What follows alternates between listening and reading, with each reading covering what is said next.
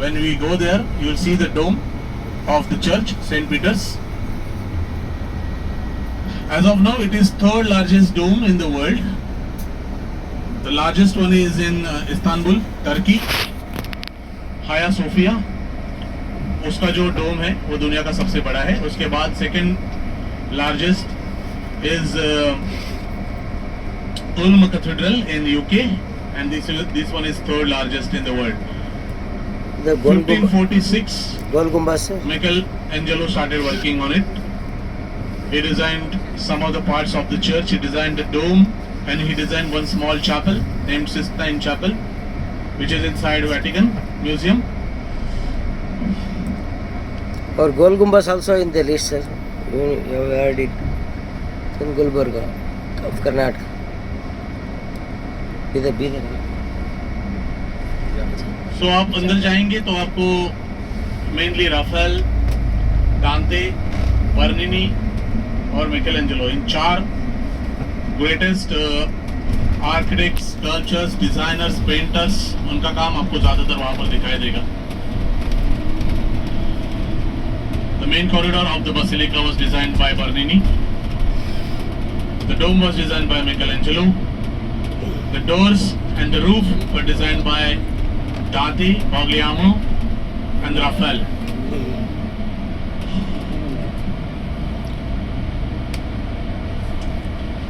When you will be very close to the basilica, the main entrance of the basilica, you see the Swiss guards protecting the church.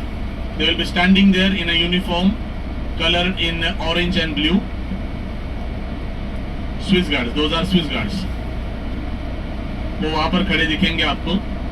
उनका जो costume है वो भी मिकेलेंजेलो का design किया हुआ costume है. आज तक वही पहनते. 1546 Michelangelo worked on this church. And even after almost 575 years, they are still using the same costume which Michelangelo designed then.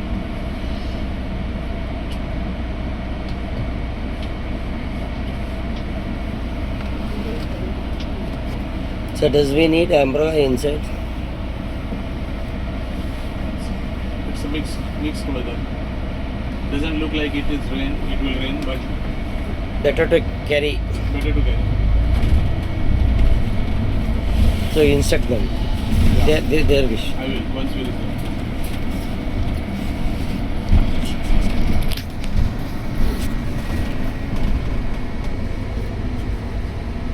What is this monument, sir? Right, sir?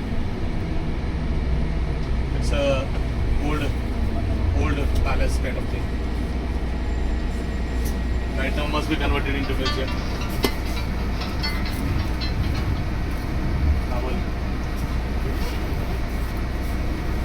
Islands को level है all the way.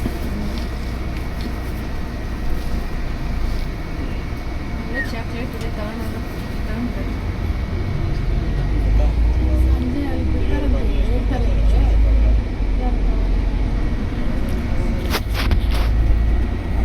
ನಮಸ್ತೆ ಸ್ನೇಹಿತರೆ, ನಾವೀಗ Vatican ಸಿಟಿಯ ಹತ್ತಿರ ನಮ್ಮ bus ಹೋಗ್ತಾ ಇದೆ.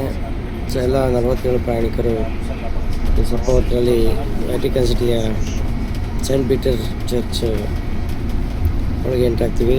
ಇದು ನಿಮ್ಗೆ ಗೊತ್ತಿರಬೇಕು, ವ್ಯಾಟಿಕನ್ ಸಿಟಿಯ ಒಂದು ಸೇಂಟ್ ಪೀಟರ್ ಚರ್ಚು ಪ್ರಪಂಚದಲ್ಲಿ ಅತಿ ದೊಡ್ಡ ಕ್ರಿಶ್ಚಿಯಾನಿಟಿ ಹೋಲಿ ಪ್ಲೇಸು. ಸೊ ಇಲ್ಲಿ ನಾವು ಬಲಭಾಗದಲ್ಲಿ ಎಂಟ್ರಾಗಿ ಒಂದು ರೌಂಡ್ ಹಾಕಿ ಮತ್ತು ಎಡಭಾಗದಿಂದ ಹೊರಗಡೆ ಬರ್ತೀವಿ. ಸೊ ಇಲ್ಲಿ ನಾವೆಲ್ಲ ತುಂಬ ಸೈಲೆಂಟ್ ಮೇಂಟೈನ್ ಮಾಡೋಕ್ಕಾಗುತ್ತೆ.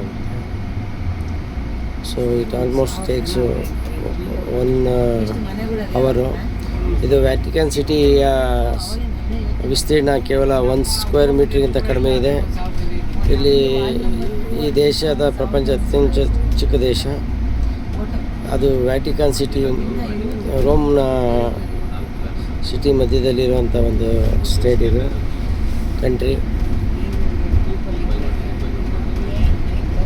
ಇದರ ಜನಸಂಖ್ಯೆ ಕೇವಲ 900. ಸೊ ಇದಕ್ಕೆ ಎಲ್ಲ ಕ್ರಿಶ್ಚಿಯನ್ಸು ಕೂಡ ಇದಕ್ಕೆ ಫುಲ್ ಪ್ರೊಟೆಕ್ಟಿವ್ ಆಗಿರ್ತಾರೆ. ಸೊ ಈಗಂತ ಒಂದು ಹೋಲಿ ಪ್ಲೇಸ್, ಒಂದು ದೊಡ್ಡ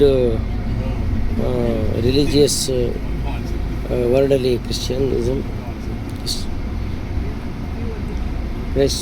ಅದರಲ್ಲಿ ಕ್ರೈಸ್ತರ ದೊಡ್ಡ ಹೋಲಿ ಪ್ಲೇಸು ಈ ವ್ಯಾಟಿಕನ್ ಸಿಟಿಯ ಸೆಂಟ್ ಪೀಟರ್ಬರ್ಗ್. ಸೊ ದಯವಿಟ್ಟು ನಾನು ಸಾಧ್ಯವಾದಷ್ಟು ಸೈಲೆಂಟಲ್ಲಿ ವಿಡಿಯೋ ಮಾಡ್ತೀನಿ, ಅಲ್ಲಿ ನಾನು ಏನು ಮಾತಾಡಲಿಂಗಿಲ್ಲ. ಸೊ ಈಗ ನೀವು ಲೈವಾಗಿ ವಿಡಿಯೋ ಮಾಡಿದ್ದ ನಿಮಗೆ ತುಣುಕುಗಳನ್ನು ನಿಮಗೆ ಈ ವಿಡಿಯೋದಲ್ಲಿ ಕಳಿಸ್ತೀನಿ. Thank you.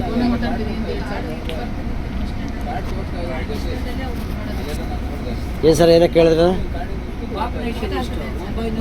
900 ಅಷ್ಟೇ ಸರ್. ವ್ಯಾಟಿಕನ್ ಸಿಟಿ ರೋಮ್ ಅಲ್ಲ, ವ್ಯಾಟಿಕನ್ ಸಿಟಿ ಒಂದು ಸಪ್ರೇಟ್ ಕಂಟ್ರಿ.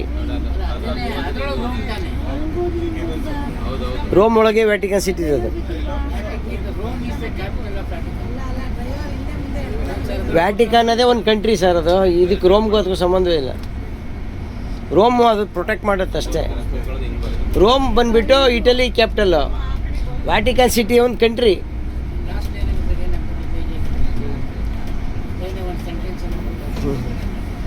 ವ್ಯಾಟಿಕನ್ ಸಿಟಿ ಅಥವಾ ಅದೇ ಒಂದು ಕಂಟ್ರಿ ಸರ್, ಅದಕ್ಕೆ ಯಾರಿಗೂ ಏನು ಅದು ಕನ್ಸಿಡರ್ ಆಗಿದೆ.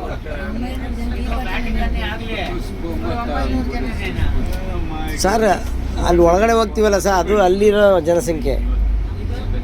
ಇದು ರೋಮ್, ಇದು ರೋಮ್ ಸಿಟಿ. ಇದು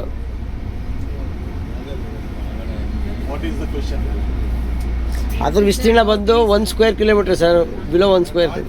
ಆ ಚರ್ಚ್ ಇದೆಯಲ್ಲ, ಆ ಚರ್ಚನ್ನ ಏನು ಮಾಡಿದ್ದಾರೆ, ಕ್ರಿಶ್ಚಿಯನ್ ಸಮುದಾಯಕ್ಕೆ ಎಲ್ಲಕ್ಕೂ ಸೇರಬೇಕು, ಅದಕ್ಕೆ ರೋಮ್ಗೆ ಅಷ್ಟಕ್ಕೆ ಮೀಸಲಾಗಿರ್ಬಾರ್ದು ಅಂತ ಒಂದು ಕಂಟ್ರಿ ಸ್ಥಾನಮಾನ ಕೊಟ್ಬಿಟ್ರು ಅದಕ್ಕೆ. ಅದೇ 1 ಕಿಲೋಮೀಟ್ರ್ ಬಿಲೋ 0.9 ಅಂದರೆ ಆಲ್ಮೋಸ್ಟ್ 1 ಸ್ಕ್ವೇರ್ ಕಿಲೋಮೀಟ್ರ್ಗಿಂತ ಕಡಿಮೆ. ಸೊ 929 ಜನ ಏನೋ ಇರೋದು ಟೋಟ್ಲ್. ಇನ್ನು ಹೋಗಿಲ್ಲ, ಒಂದು 5-10 ನಿಮಿಷ. ಅದು ಕ್ರಿಶ್ಚಿಯನ್ಸ ಹೋಲಿ ಪ್ಲೇಸ್ ಆಗಿರೋದ್ರಿಂದ ಅದನ್ನೇ ಸಪ್ರೇಟ್ ಒಂದು ಸ್ಟೇಟ್ ಅಂತ ಕನ್ಸಿಡರ್ ಮಾಡ್ತಾರೆ. ಬಾರ್ಡ್ರ್ ಕಂಪ್ಲೀಟ್ ಕಾಂಪೌಂಡ್ ಇರುತ್ತೆ ಅದಕ್ಕೆ.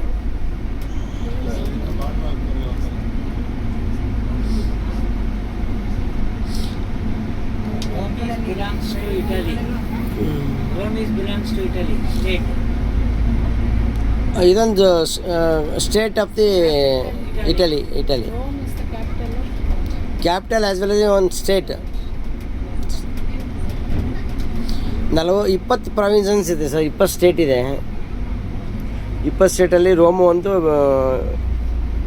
ಆಲ್ ಕ್ರಿಶ್ಚಿಯನ್ಸ್ ಕ್ಯಾಪಿಟಲ್ ಅಂತಲೂ ಹೇಳ್ತಾರೆ ಇದನ್ನು. ಇಲ್ಲಿ 86% ಆಲ್ ಕ್ರಿಶ್ಚಿಯನ್ಸ್.